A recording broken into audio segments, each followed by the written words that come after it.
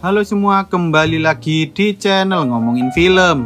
Kali ini kita akan melanjutkan alur cerita dari film Alice in Borderland Part 2. Dalam film ini, Chixia yang sedang memainkan permainan Jack hati mencoba bertahan hidup karena tampaknya para pemain mulai membohongi satu sama lain, padahal mereka belum tahu siapakah impostor di balik permainan ini. Di sisi lain, saat Arisu berusaha kabur dari serangan Raja Sekop, tanpa disadari ia justru bertemu dengan seseorang yang dulu pernah menjadi salah satu petinggi di dalam organisasi Beach. Lalu apakah mereka bisa mengalahkan sang Raja Sekop? Wis rasa kesuwen, langsung saja kita masuk ke alur ceritanya.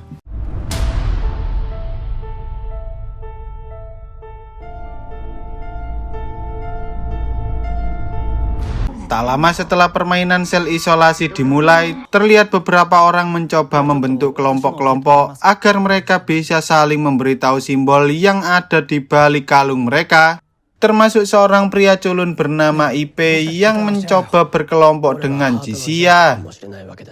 Di sana, Chixia sempat memperhatikan beberapa orang yang menurutnya sangat mencurigakan, seperti si pria bertato ini, lalu si wanita aneh bernama Urumi, pasangan kantoran bernama Yaba dan Kotoko, serta si pria misterius bernama Banda.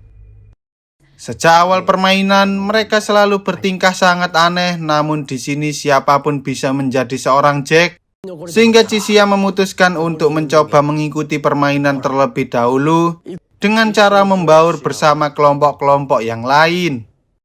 Awalnya permainan itu berjalan lancar tanpa ada seseorang yang mati. Tetapi ketika ronde kedua dimulai, entah mengapa tiba-tiba si pria bertato itu justru menghajar seseorang gara-gara orang itu terlalu takut untuk memberitahu simbol miliknya. Melihat hal itu, Banda kemudian mengatakan pada si pria itu agar ia berbohong dengan mengatakan bahwa simbol milik si pria bertato itu adalah keriting, padahal simbol yang ada di balik kalung miliknya adalah simbol wajik. Lalu saat si pria bertato itu mengatakan simbolnya, seketika ia pun langsung meninggal dunia. Yang mana hal itu membuat semua orang mulai mencurigai bahwa pria yang berpasangan dengan si pria bertato itu adalah Jack hati, termasuk si Urumi ini. Dengan pengaruh yang ia miliki, Urumi mencoba mengajak anggota kelompoknya untuk berbohong pada si pria itu, sehingga orang-orang yang lain pun hanya bisa mengikuti perkataan Urumi karena mereka terlalu takut untuk membuat suatu keputusan. Setelah si pria itu meninggal, Urumi tampaknya tak berhenti di situ, karena setiap kali ada seseorang yang menurutnya mencurigakan, Urumi langsung menyuruh anggotanya untuk segera menghabisi orang itu, hingga mereka mulai kehilangan kepercayaan masing-masing. Salah satu dari mereka yang tak percaya dengan perkataan Urumi kemudian mencoba bertanya pada kelompok lain, tetapi sayangnya ia justru dibohongi, yang mana hal itu membuat rekan si pria yang berbohong itu juga mulai mencurigai dirinya. Singkat cerita, ketika kelompok Urumi hanya tersisa 4 orang, Urumi menyuruh 2 orang lainnya untuk berbohong pada si bapak-bapak ini, karena sebelumnya ia mencoba membohongi Urumi. Tetapi karena si bapak-bapak itu juga menyuruh mereka untuk berbohong pada Urumi, mereka berdua akhirnya tak punya pilihan lain selain berbohong pada si bapak-bapak dan Urumi, berharap salah satu dari mereka adalah si Jack. Tanpa berlama-lama, saat mereka berdua mengatakan simbol mereka, Urumi dan si bapak-bapak pun seketika langsung meninggal dunia. Bahkan kedua orang lainnya akhirnya saling berbohong satu sama lain, hingga mereka berdua juga ikut meninggal. Melihat orang-orang yang saling berbohong dan membunuh satu sama lain, IP mengatakan pada Chixia bahwa ia sudah tidak kuat dalam memainkan permainan kematian ini lagi. Dan ketika mereka mulai menyebutkan simbol masing-masing, entah mengapa IP justru tidak mengatakan simbol miliknya, sehingga ia pun juga meninggal dunia. Menyadari bahwa orang yang tersisa hanya tinggal 5 dan karena mereka belum berhasil menemukan Jack-nya, Chixia mau tak mau harus segera melakukan sesuatu agar ia tidak kalah dalam permainan kematian ini. Saat Chixia sedang berada di kantin untuk mengambil makanan, ia melihat rekan Banda yang bernama Matsushita datang sehingga ia meminta Matsushita untuk memberitahukan simbol miliknya. Awalnya Matsushita menolak permintaan Chishia dengan cara pergi dari sana. Namun ketika Chishia mengatakan bahwa Banda adalah pembunuh sadis, Matsushita akhirnya mau mendengarkan perkataan Chishia terlebih dahulu. Chishia mengatakan bahwa ia dulu pernah melihat di koran tentang penjahat bernama Banda yang telah membunuh beberapa orang dengan cara yang sangat sadis, yang mana hal itu menandakan ada kemungkinan bahwa Banda adalah Jack Hati. Meski Matsushita tak bisa mempercayai Chishia, Chishia tetap memberitahu simbol apa yang ada di balik kalung Matsushita. Tetapi sayangnya Matsushita justru berbohong dengan mengatakan bahwa simbol milik Chishia adalah simbol hati. Tak hanya itu, Matsushita juga mengatakan pada Banda bahwa Jack Hatinya adalah Chishia. Sementara si Yabu justru mencurigai Banda karena sejak awal ia sudah menghasut seseorang untuk berbohong hingga menyebabkan kekacauan di antara para kelompok yang lain. Singkat cerita, saat Kotoko hendak mengambil makanan di kantin, ia juga bertemu dengan Chishia dan Chishia kembali menanyakan tentang simbol apa yang ada di balik kalung miliknya. Mendengar hal itu, Kotoko tampaknya tak bisa mempercayai orang lain selain Yabu. Sehingga saat Chishia menanyakan apakah simbolnya adalah keriting, Kotoko justru pergi mengabaikan Chishia begitu saja. Sementara itu, di dalam toilet, Banda dan Yabu sempat bertemu dan Yabu pun menanyakan apakah Banda adalah si Jack Hati. Sehingga Banda hanya menjawab bahwa ada kemungkinan salah satu dari mereka adalah Jack Hati. Sebelum waktunya habis, entah mengapa tiba-tiba Matsushita dan Kotoko justru membohongi Banda dan Yaba, padahal mereka berdua telah berkata jujur tentang simbol yang ada di balik kalung milik Kotoko dan Matsushita. Tampaknya ronde kali ini akan menjadi ronde terakhir di mana si impostor Jack Hati yang akan menang, atau para pemainlah yang akan memenangkan permainan kematian ini. Sebelum menjawab simbol miliknya, Chishia berpikir bahwa ia tak bisa mempercayai perkataan Matsushita, dan karena Kotoko juga mengabaikannya, maka pilihannya saat ini hanya ada dua, yaitu antara simbol waji atau simbol sekop. Singkat cerita, setelah mereka semua selesai menjawab, terlihat bahwa hanya Matsushita lah yang berhasil keluar dengan selamat, sehingga ia pun tertawa dengan sangat lega, karena selama ini ia adalah si impostor Jack Hati yang telah berhasil mempermainkan para pemain. Namun tanpa ia sadari, tiba-tiba Chishia, Banda, bahkan Yaba juga berhasil menebak simbol mereka dengan benar, padahal sebelumnya mereka telah dibohongi oleh rekan mereka masing-masing. Ternyata sebelum permainan dimulai, Banda menyadari bahwa ada sesuatu yang disembunyikan oleh Matsushita, yang mana hal itu membuat dirinya tertarik dan mulai mengajak Matsushita untuk menjadi rekan bermain agar ia bisa selalu mengawasi Matsushita. Tak hanya itu, ketika Yaba mengatakan bahwa ia berkata jujur tentang simbol milik Kotoko, Chishia pun menjelaskan alasan mengapa Kotoko tidak mempercayai Yaba, yaitu karena ia diam-diam berkomunikasi dengan Matsushita. Sejak awal, mereka berdua selalu berkomunikasi menggunakan camilan yang memiliki 4 bentuk simbol, seperti simbol yang ada di kalung mereka, yang mana hal itu menjelaskan bahwa Kotoko dan Matsushita hanya berpura-pura jika mereka sedang dikendalikan oleh Yaba dan Banda.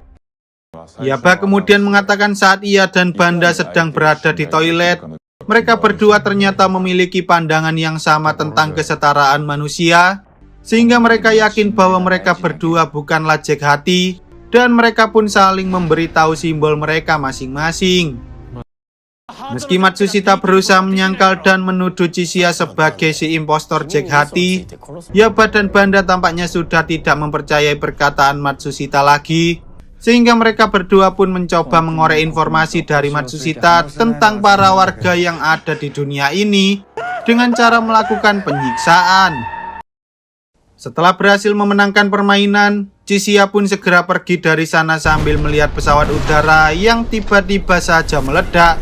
Sementara Banda dan Yaba kini berteman baik karena mereka berdua sama-sama seorang penjahat yang sadis. Di sisi lain, ketika Arisu, Usagi, dan Kuina sedang bersembunyi di suatu tempat, Arisu mengatakan bahwa ia takut jika mereka tak bisa kembali ke dunia mereka yang lama dan menjadi warga di dunia ini seperti yang terjadi pada Kyuma dan rekan-rekannya. Mendengar hal itu, Kuina pun mengatakan ia yakin bahwa mereka bisa kembali ke dunia asal setelah mereka berhasil menyelesaikan seluruh permainan kematian ini. Keesokan harinya, Kuina memutuskan untuk berpisah dengan Arisu dan Usagi agar ia bisa mencari keberadaan Jisia dan An karena mereka berdua adalah teman baiknya. Melihat Arisu yang sudah tidak memiliki semangat hidup lagi, Usagi mencoba mengajak Arisu untuk pergi berburu di sekitar wilayah hutan sebelum persediaan makanan mereka habis. Di sana, mereka berdua sempat bersenang-senang dan tertawa bersama-sama, tetapi tanpa disadari tiba-tiba mereka mendengar suara keras yang asalnya tak jauh dari tempat mereka berada. Dan saat mereka menghampirinya, ternyata sudah banyak orang yang tergeletak tak bernyawa di jalanan.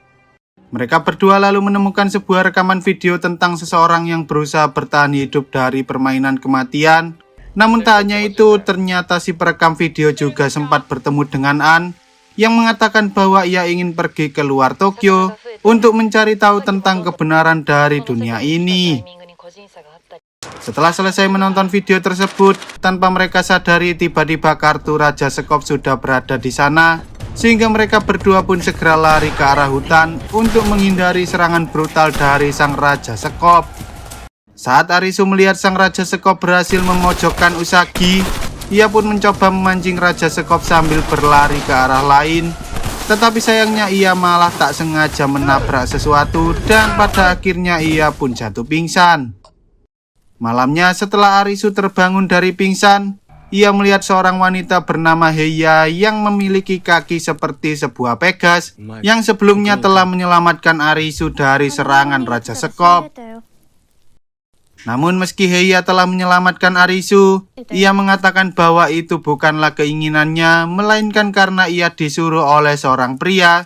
Dan ketika Arisu mencoba menghampiri pria itu, ternyata orang itu adalah Aguni, salah satu mantan petinggi di organisasi Beach. Aguni mengatakan bahwa ia berencana mengalahkan Raja Sekop agar mereka bisa memenangkan permainan ini, sehingga ia meminta Arisu untuk membantunya, karena dengan bekerja sama mereka pasti bisa mengalahkan si Raja Sekop yang sangat kuat itu.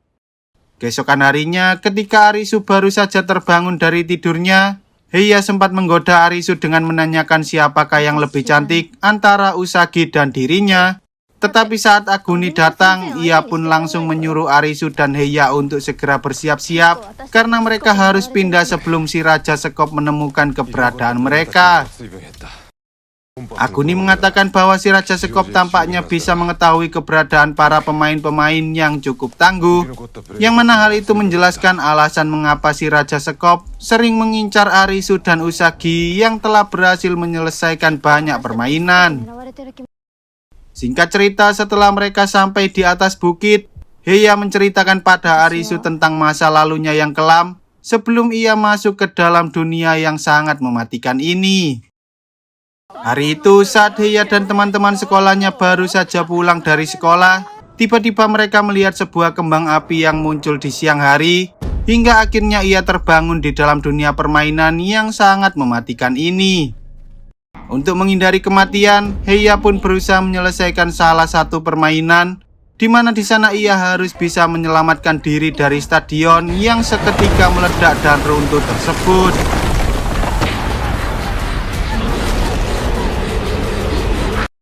Meski Heiya selamat dari permainan kematian itu, ternyata kaki kirinya tak sengaja tertusuk oleh sebuah besi, yang mana hal itu membuat Heiya harus bisa menahan rasa sakit agar dirinya bisa menyelamatkan diri dari reruntuhan itu. Setelah Heiya tiba di salah satu rumah sakit, ia bertemu dengan seorang dokter yang mengatakan bahwa kaki Heiya mengalami infeksi dan harus segera diamputasi. Si dokter itu mengatakan bahwa ia bisa membantu Heiya asalkan ia mau memberikan tubuhnya, hingga akhirnya Heiya terpaksa menuruti perkataan si dokter demi bisa bertahan hidup. Di sisi lain, saat Usagi berhasil keluar dari hutan dan mencoba mencari makanan di salah satu perumahan yang ada di dekat sana, ia bertemu dengan seorang wanita serta seorang bocil sebut saja si Johnny yang baru saja kehilangan orang tuanya akibat serangan dari Raja Sekop. Hal itu membuat Usagi kembali teringat dengan masa lalunya ketika ayahnya masih hidup dan sering bercanda dengan Usagi. Singkat cerita, ketika Arisu dan yang lain tiba di atas bukit, Aguni menyuruh Heiya untuk memasang beberapa perangkap, sementara Arisu disuruh untuk menjaga tenda sendirian. Malamnya, tanpa disadari, tiba-tiba si Raja Sekop datang dan mencoba menyerang Arisu, tetapi untungnya Aguni berhasil menghentikan si Raja Sekop. Meski begitu, tampaknya Raja Sekop masih bisa bertahan dari serangan Aguni, hingga terjadilah tembak-tembakan antara mereka semua.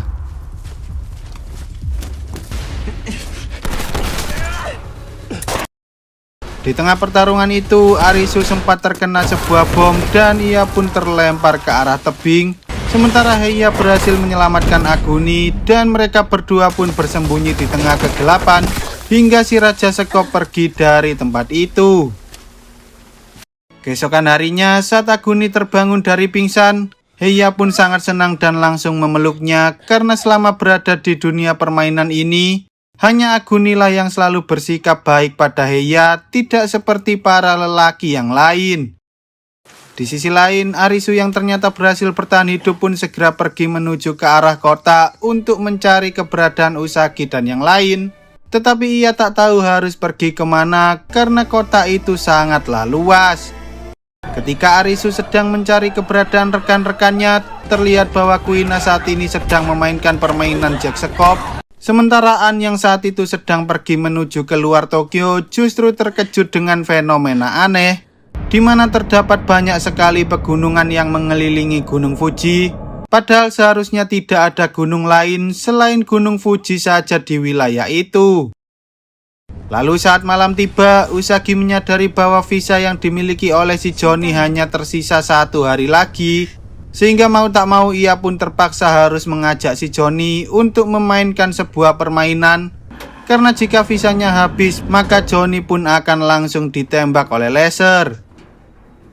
Kehadiran si Johnny membuat beberapa pemain merasa cukup kesal karena mereka tak ingin Johnny menjadi penghambat bagi mereka. Tetapi tanpa disadari, tiba-tiba Arisu datang sambil mengatakan bahwa mereka pasti bisa memenangkan permainan ini.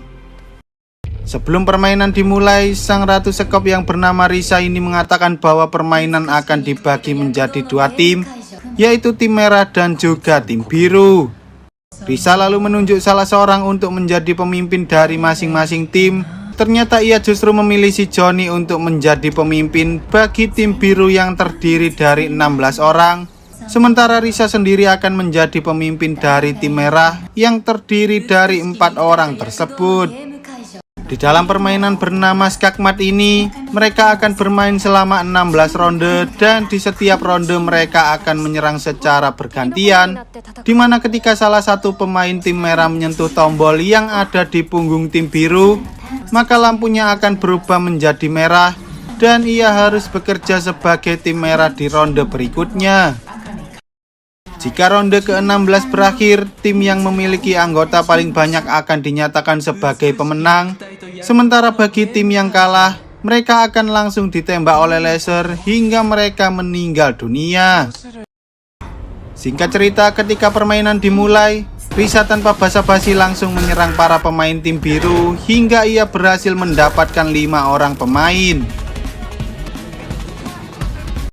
Kemudian saat tim biru mulai menyerang, tanpa disadari ternyata Risa dan beberapa anggotanya justru melawan balik dengan menggunakan kekerasan untuk mencegah serangan dari tim biru, yang mana hal itu membuat beberapa orang merasa takut dan memilih untuk tetap berpihak pada tim merah agar mereka bisa selamat dari permainan kematian ini. Saat ronde ke-13 dimulai, Risa mengatakan pada seluruh anggotanya bahwa ia menginginkan Arisu, sehingga seluruh anggota tim merah pun mulai mengepung Arisu. Namun untungnya Usagi berhasil menghentikan serangan dari Risa tersebut. Tak hanya itu, saat ronde ke-14 berjalan, Usagi ternyata berhasil mendapatkan beberapa pemain lagi. Dan sebelum ronde ke-15 dimulai, Usagi mencoba menyemangati para pemain agar mereka mau bertarung bersama tim biru lagi. Usagi mengatakan jika mereka tak bisa mengalahkan sang Ratu Sekop, maka mereka tak akan bisa menyelesaikan seluruh permainan, yang mana hal itu menandakan bahwa mereka tak akan bisa kembali ke dunia asal dan terjebak di dunia ini. Awalnya mereka sempat tak percaya dengan perkataan Usagi, tetapi setelah mendengarkan penjelasan dari Arisu, mereka akhirnya mulai mempercayai bahwa mereka bisa kembali ke dunia yang lama lagi. Lalu saat ronde ke-15 dimulai, Risa dan para pemain di tim merah tampaknya hanya mengejar Arisu, bahkan mereka juga berhasil mengepung dirinya. Namun untungnya Arisu berhasil kabur dari sana tepat saat ronde ke-16 baru saja dimulai.